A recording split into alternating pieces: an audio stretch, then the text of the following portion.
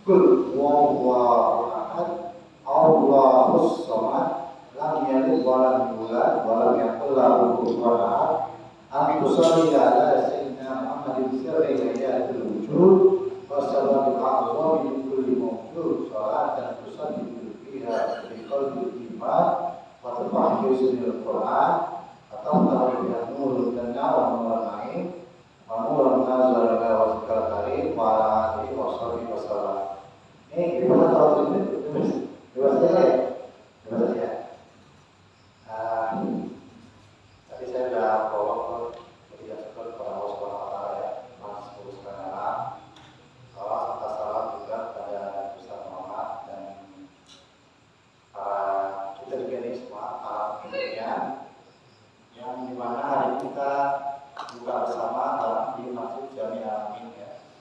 Semoga ibadah kita itikaf atau amalkan atau takriban ya mendekatkan diri kepada Allah Subhanahu Wa Taala kali ini nanti di pada mahsyar sebagai bukti kalau kita adalah mukminnya yang setia sampai akhir zaman. Ini ya Allah. Yang saya hormati punya ini sudah rela ya. Teman-teman santri, anak-anak santri, teman santri ya. Para ayah, para ayah, ibu-ibu pada yang ada di sini juga ya. Sebenarnya saya dipanggilnya TGD. TGD itu sebenarnya di bagusnya itu di NTB.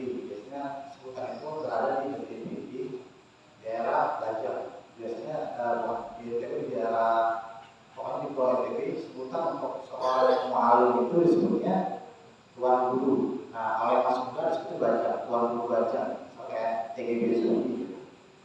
Nah, untuk orang Betawi sendiri, kita masih di daerah Betawi itu kan tuh Jabodetabek. Ini Depok masih termasuk Betawi, Sabra. Betawi itu sebenarnya juga nggak ada, tadinya ada, baru ada ketika di tahun 32 itu, ketika Muhammad Hussein Tamrin memproklamirkan adanya adat istiadat atau suku Betawi gitu. Nah, sebenarnya orang Betawi itu begitu paling gitu. Tapi karena saya ingin ada diferensiasi, saya pakai istilahnya kayak gini bukan dulu ini. Boleh kita tolong biar ada semangatnya. Adik-adik kalau panggil salat ini, Allahumma sholli ala Muhammad. Allahumma sholli ala Muhammad wa ala ali Muhammad. Mulai ya. Kalau salat sholli ala Muhammad. Kalau delivery, my friend, my author, saya bisa ya. Tapi ini buat ini juga biar ada komunikasi luar yang terakhir. Delivery, my friend, my author ya, masih sekali ya. Ini ya. Di sini ada yang kalau itu dari sebagai passwordnya, saya di sini pengen ngajak dua orang untuk kuis. Ustaz kemarin habis marahin teman Ustaz ini teman ibunya Ustaz Arya. Di sini ada yang tahu rukun Islam? Ada tahu nggak? Ayo satu orang yang berani coba. Sini. Coba, ada yang berani? Ayo coba, kamu berani? Ada hadiahnya nih, ada hadiahnya. Ayo masuk dulu, masuk dulu. Awalan. Namanya siapa namanya? Saya Roy. Oh iya. Di sini udah berapa? Sini udah 2 tahun. 2 tahun setengah. Baik. Di sini fokusnya kitab Al-Hafiz. Dua-duanya. Ada. Jadi enggak, Ustaz Roy ini kan udah menjadi Ustaz. Ustaz. Jadi Ustaz ya. Ya, di sini maunya fokusnya jangan ini ke Hafiz atau ke kitab terus. Dua-duanya. Ente punya pendirian dong, nanti ya. Hafiz sama Hafiz baiklah. Passwordnya dulu. Yang dulu.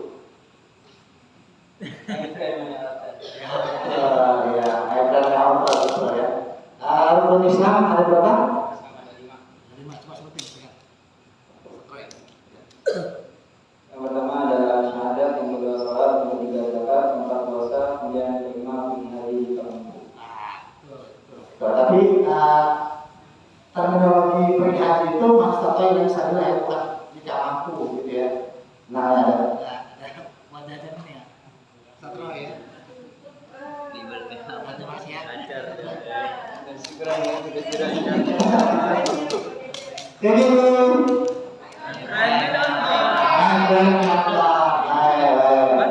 sekarang selang menjadikan perempuan itu ya. Sebutkan rukun iman. Siapa yang mau maju dari perempuan? Kakak boleh kak, kakak maju ke bawah, maju ke. Ayo, masuk Islam. Oh malu sih, nggak boleh malu. Ayo. Ini yang pertanyaan kita laki ya. Saya itu ya. Ya udah. Diri. Ayo duluan sini. Bisa masalah. Oke. Jangan ustazah siapa? Jangan makin malu. Relax. Di Islam itu sebenarnya dibolehkan untuk ini untuk pembahasan ya dulu ya. Pelukan itu boleh ke anak kamu, tapi hanya pelukan nih, nggak yang lebih ya, cuma salaman terus pelukan aja gitu. Tapi yang lain nggak boleh. Jadi ke ibu ke anak, kakak itu boleh. Adalah non-muslim sekalipun ya, itu dibolehkan di Islam ya. Gitu ya. Dan informasi itu ada di kitab Surat Tauhid, boleh cek ya. Namanya Ustazah siapa namanya? Anum, Ustazah Anum ya. Rukun pasalnya dulu. Pasalnya dulu. Ya, coba disebutkan rukun iman. Rukun iman. Ya, rukun iman nanti dulu coba sebutin namanya. Iman. Tadi kan Islam. Rukun iman. Ya, satu. Biar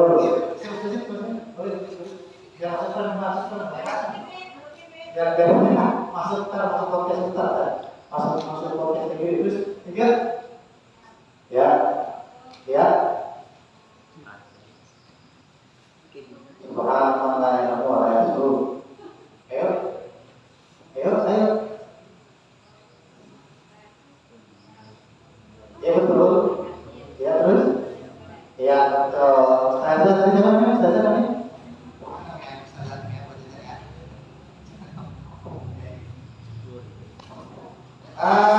Ustaz mau satu lagi dari sekarang lagi ya. Ada yang jadi mau kasih satu lagi. Ada yang tahu arti ihsan nggak? Bisa di sini. Ada yang tahu ihsan boleh maju Ustaz. Arti ihsan ya.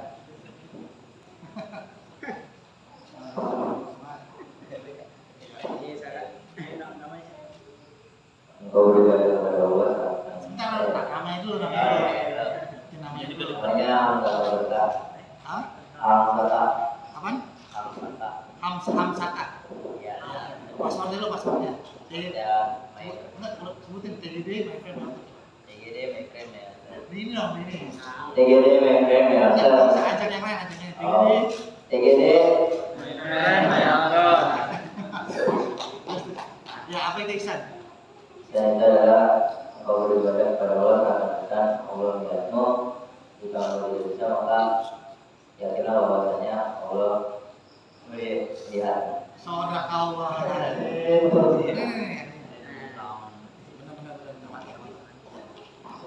Benar.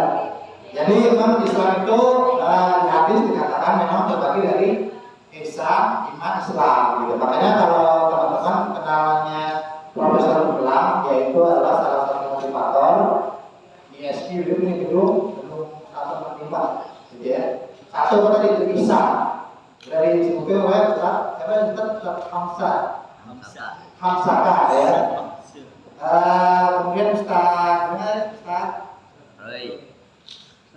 Satu Roy rukun Islam ya, 5 gitu ya. Kemudian Ustazah Anum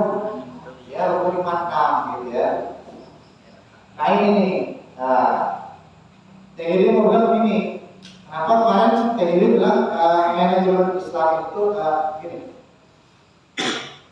Temanya malam ini adalah pembicaraan kita nih, atau bahasanya simposium ya, biar keren gitu, bukan seminar. Simposium internasional, meskipun ini jamaahnya banyak banget ya, dihadiri dengan para jin dan para malaikat, gitu. Ya. Jadi dalam hadis itu Allah lebih senang mukmin yang kuat dibanding mukmin yang lemah, gitu ya. Lemah itu apa? Di dalam buku sosiologi, di dalam buku sosial, lemah itu adalah satu hina, ya. Dua miskin, tiga itu bodoh, ya. Jadi ini asal kalian hina, asal kalian bodoh, asal kalian miskin, ini akan mudah dieksploitasi oleh dari TV misalnya, untuk TV acara televisi. Makanya kalau televisi itu uang kaget, nah itu yang dijual adalah kemiskinan orang itu, entertainment itu. Makanya ini kita sebagai muslim atau mukmin, kita harus kuat, gitu ya. Karena di Islam itu yang gratis cuma syahadat, ya. Kan ya, cuma syahadat dulu gitu ya. Salat aja kan harus menutup aurat, gitu kan? Ada nggak orang di sini pakai sholat panjang? Meskipun boleh ya, sholat panjang itu boleh, tapi dalam keadaan uang tutup gelap, gitu ya. Sholat itu boleh panjang, tapi dalam keadaan tertutup, gitu ya. Dan kita kan kalau sama orang lain kan bisa rasanya harus punya baju. Baju itu kan nggak datang dengan sendirinya, harus punya uang, gitu ya. Kita harus beli, gitu ya. Kemudian zakat, sama ini tadi puasa ya, itu buat puasa.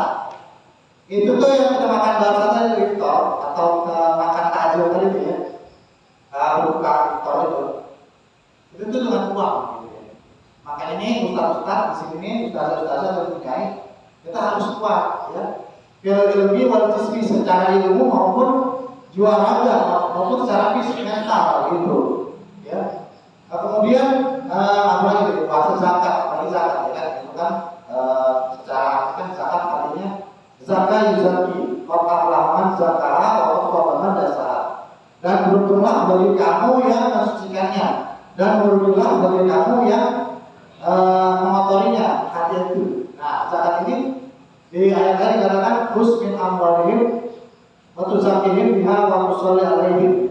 Ambillah zakat itu paksa, secara paksa ambillah zakat, dan nanti ini kami yang mengumpulkan atau ambil itu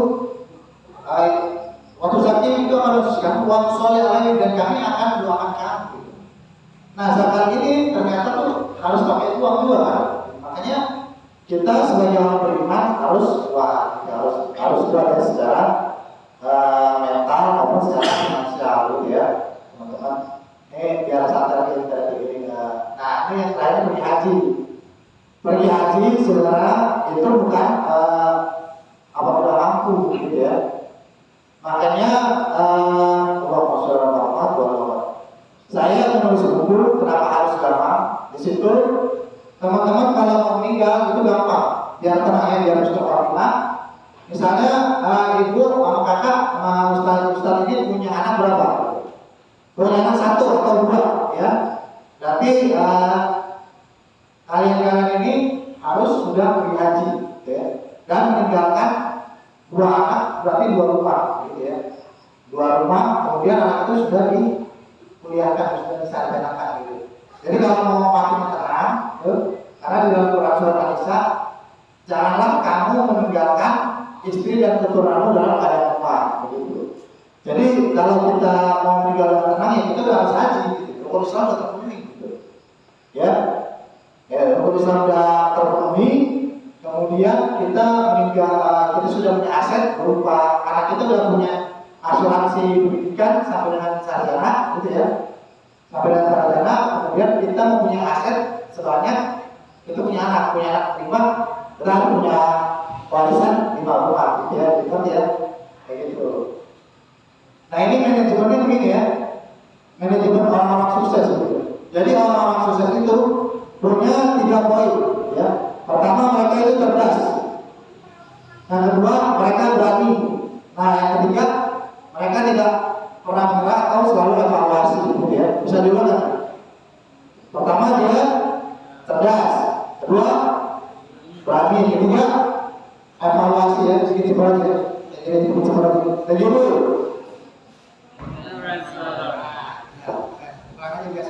Sallallahu Muhammad. Dulu.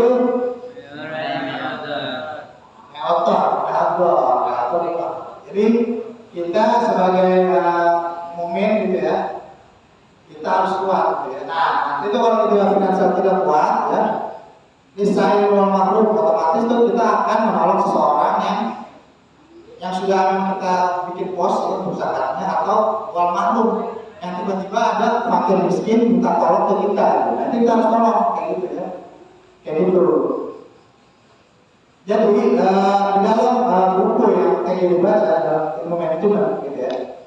Ini untuk para ustazah dan para teman-teman semua nih, teman-teman tetangganya punya tidak layanan ya. Jadi Sallallahu Muhammad, alhamdulillah. Bahasa saya, Sallallahu Muhammad. Jadi gini, di dalam hadis Nabi dikatakan, ini meskipun hadis mimpi ya, tapi mimpinya Rasulullah itu adalah sebuah kenyataan ya. Rasulullah itu tidak bisa digantikan dengan setan gitu ya. Jadi kalau ada seseorang yang bermimpi dengan Rasulullah, udah bisa dipastikan bahwa mimpi itu mimpi nyata. Dan hadis ini bisa dikatakan hadisnya kuat, meskipun secara ada beberapa pendapat ulama mengatakan hadisnya doa gitu ya. Apabila hari ini sama dengan hari kemarin, berarti rugi betul ya. Apabila hari sekarang sama kemarin berarti absen gitu ya. Dan kalau misalnya kemarin besok sama hari ini, itu kita mengalami namanya kerugian besar maksudnya. Kalau bahasa takut boncos gitu ya. Assalamualaikum Bu Nyai, Bu Rana, gitu ya, Allah. Jadi sekedar penerangannya interview sedikit. TGD ini ada di sini sebenarnya karena tugas saja, tugas pengabdian dari komunitas kami di pendidikan dan kembali ya di Bali. Ada Bu Nyai gitu ya. Oke, lanjut ya. Gitu ya. Jadi ini kalau kita misalkan jualan ya, kita bisa hitungan sehari lah, setahun gitu. Ternyata di dalam waktu setahun kita tidak sampai profit gitu ya. Maka di tahun kedua kita harus mempunyai target sampai profit 2 kali lipat gitu ya. Karena kalau sama yang tadi itu tidak rugi gitu. Nah kalau di tahun ketiga ternyata sama, berarti bukan sama, maksudnya lebih turun lagi. Disebut kita bangkrut ya. Bahkan di hadis itu dikatakan apabila kita sama dan lebih buruk dibanding kemarin, maka akhirnya adalah lebih baik dibanding kita buruk gitu ya. Satu lagi yang tadi pengen kasih tahu ini konklusi dari ini dipakai oleh orang komunis atau orang kiri, ini dipakai juga oleh teman-teman kita dari kanan agak keras gitu ya. Ini sebetulnya mungkin jaringan teroris gitu ya. Mereka sangat masif gitu ya. Mereka harus merekrut ya. Orang PKI juga sama, harus merekrut. Atau di level marketing harus punya downline gitu ya. Harus punya downline gitu. Kita kalau ilmu sukses itu ya, kita lihat aja Rasulullah gitu ya. Rasulullah datang ke Taif ya. Datang ke Taif itu ditolak, karena sebelumnya udah ada orang kafir Quraisy yang menghasut orang-orang Taif, bahkan Rasulullah dimisahkan itu ditipukin sampai ke darah-darah gitu ya. Di perbatasan Habasyah itu di antara Taif itu ada badan Rasulullah ketika mencapai itu Rasulullah beristirahat di situ gitu ya. Kemudian datang malaikat gunung, dua malaikat gunung menawarkan diri untuk kita bantu itu Gunung Jabal Uhud mau dibangkit di kampung Taif itu. Cuma kata Rasulullah, nggak usah, biarkan saja mereka layak Allah. Cuma bilang itu Rasulullah bilang. Kemudian ini malaikat gunung lagi-lagi Nabi Muhammad nggak berhasil gitu ya.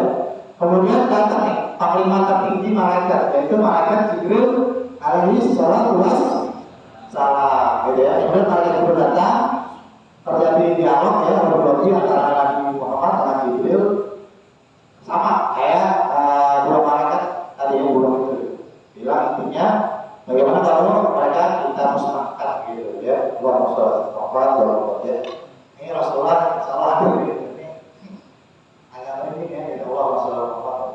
Kemudian karena ditolak gitu ya, Jibril maaf, Iwani Jibril ini sangat-sangat kalau teman baca itu masih rohnya gitu. Betapa sungguh Rasulullah itu sangat mencintai umatnya gitu. Lapan ja'akum Rasulullah min anfusikum azizun alaihi ma'antum harisun alaikum bil mu'minina harisun. Sungguh amat teramat sangat berat apabila umatnya ini merasa kesulitan gitu. Nah, dia bilang ke Jibril begini, malaikat Jibril, nggak usah, biarkan aja.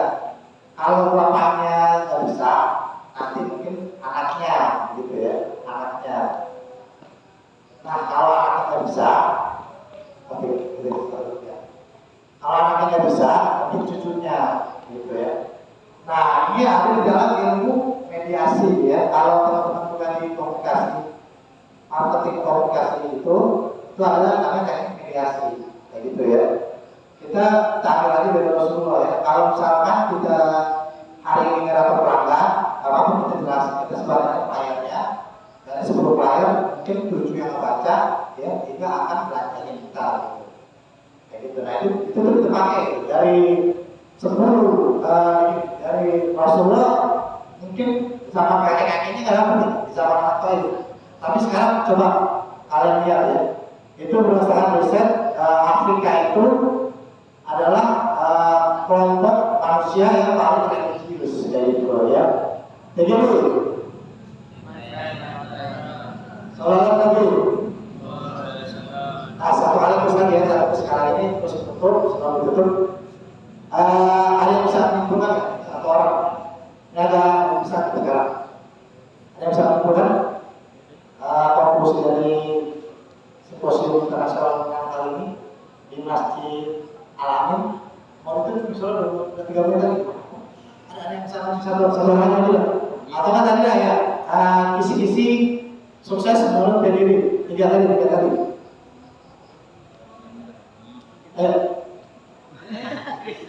Ada? Kalau lagi nggak tahu ya? Enggak. Maksud sih, ayo Islam harus berani dong. Ustazah. 3 tadi. Hah? Oke ya. Ya udah bilang ya, bilang. Evaluasi, berani, pertama pintar cerdas, kedua berani, ketiga evaluasi gitu ya. Syarat seorang sukses itu harus cerdas, berani, kemudian ketiga evaluasi gitu ya. Ada yang berani nggak satu orang untuk mengulang perkataan tadi? Syarat sukses menurut diri. Boleh kita awal sih. Ajudan ngomong. Salam Muhammad. Thank you dulu. PKM 31 bersatu. Kodi 2024 terhebat. Masuk. Bisa syarat sahnya menjadi orang sukses itu apa? Ada 3 baik. Saya bisa 1. Cerdas, berani, mengevaluasi diri ya. Setelah tadi 3 implementasi tadi gitu ya, jangan gitu ya. Tepuk tangan untuk Ustaz yang bisa.